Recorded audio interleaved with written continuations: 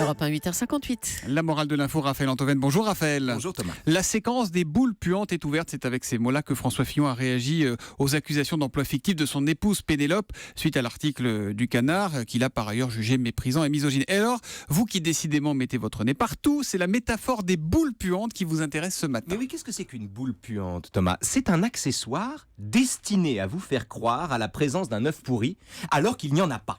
C'est du fumet sans feu, si vous voulez.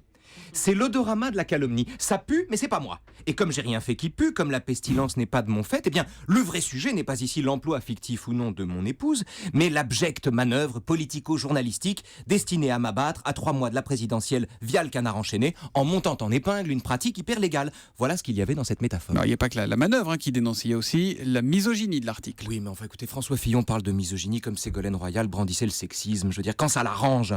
Alors que si Fillon avait été marié à un homme, le Canard enchaîné n'eût pas été plus tendre. Peut-être à ce moment-là, le candidat eût-il invoqué l'homophobie d'ailleurs. L'article du Canard ne présume pas que Madame Fillon est juste bonne à faire du tricot en gardant les enfants. Il rapporte simplement que les limiers du journal n'ont trouvé aucune trace d'un travail de Pénélope Fillon qui correspondrait à ses émoluments déments. Rien de plus.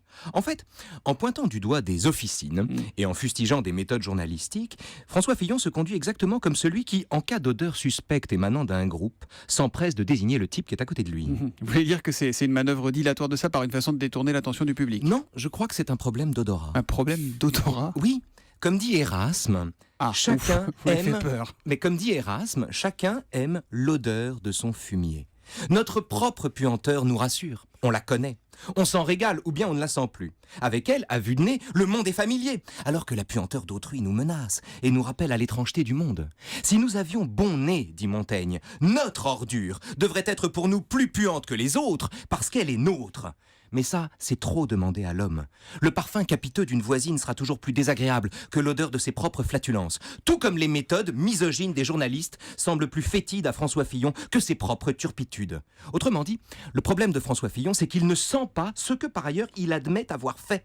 Il ne sent pas que, quelles que soient les conclusions de l'enquête, il restera de tout cela le sentiment effectivement pestilentiel qu'un professeur d'intégrité a stipendié son épouse pour un travail qui, dans le meilleur des cas, était hautement dispensable. Et la morale de l'info? Ainsi se défendit François Fillon, comme il put. Heureusement que la morale de l'info n'est pas en odorama ce matin. Merci beaucoup Raphaël Antoven.